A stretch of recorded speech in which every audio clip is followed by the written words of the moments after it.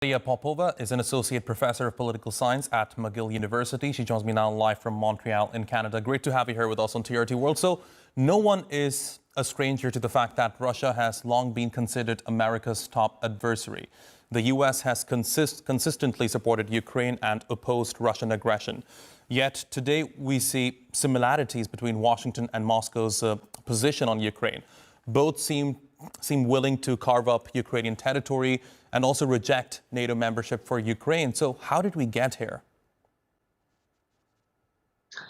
We got here with the election of the Trump administration. It is indeed very shocking to see the Trump administration repeat some of the Russian talking points, try to present Ukraine as somehow responsible for this war continuing.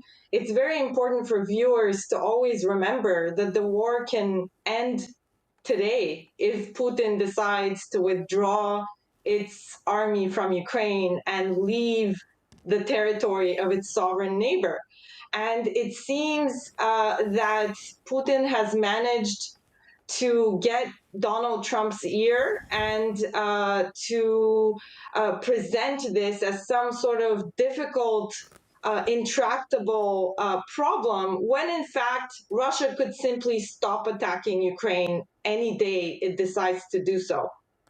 Right. And Professor, of course, now there's this talk about giving security guarantees to Ukraine. Certainly not the first time this idea is being talked about. In fact, in 1994, Ukraine was given security guarantees by the United States and also the United Kingdom. But we all know what happened in 2014. Russia invaded Crimea. And then, of course, in 2022, Russia invaded large chunks of Ukrainian territory in the east. So why should Ukraine trust its Western allies when it comes to security guarantees? Yeah, for Ukraine to sign up to any deal, it would have to have really credible, serious guarantees.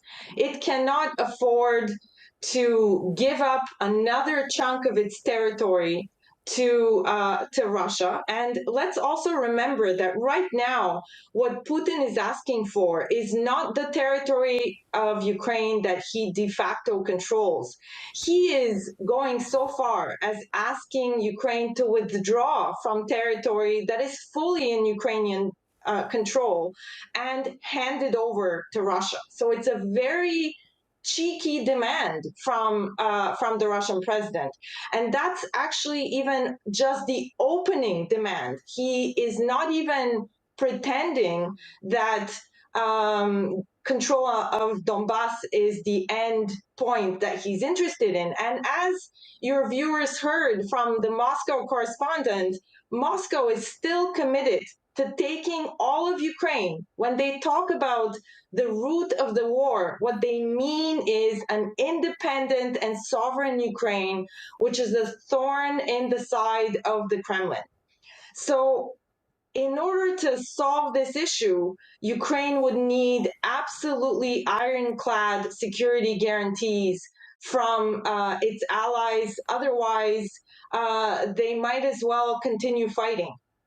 Right. Now, Professor, of course, we are hearing reports now that Zelensky might be pressured into signing a peace deal that favors Russia. Of course, we're already seeing this pressure coming from the U.S. President Donald Trump himself. He has on multiple occasions floated this idea of swapping territory. In fact, even today, he reiterated that idea while meeting his European allies.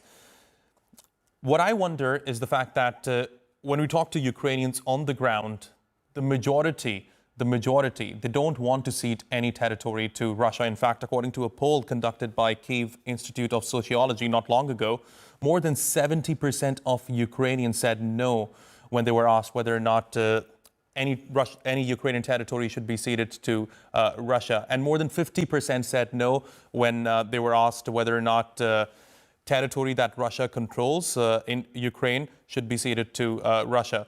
So what I wonder, if Zelensky agrees to any deal where there would be swapping of territory, what do you think it would mean for him? Because in my view, it might end his political career in Ukraine when the majority opinion is against such a thing? Well, exactly. That's why he will not consider doing anything that goes against Ukrainian public opinion. He is a democratically elected and democratically accountable president. We already saw in July that he responded to protests on another issue, but he responded very quickly to cede to what was public opinion on that issue, which was the anti-corruption institution format. And so I don't expect Zelensky to sign any deal under any sort of pressure that would go against the red lines of Ukrainian society. He already resisted that pressure in February. Remember the horrible meeting in the White House when he brought up the issue of security guarantees and he was berated and attacked. He weathered that storm with dignity because he knows that he represents Ukrainian public opinion. So he will stick to what are Ukraine's red lines and Ukraine's constitutional requirements, and there is no way in which he could be pressured.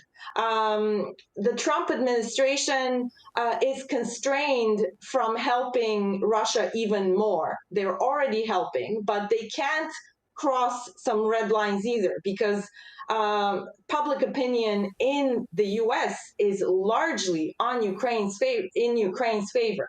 So as a result, what I expect is more diplomatic theater, more give and take, but ultimately Zelensky and Ukraine are going to stick to their national interest. Maria Popova, thanks very much for joining me here at TRT World. I really appreciate your taking out the time.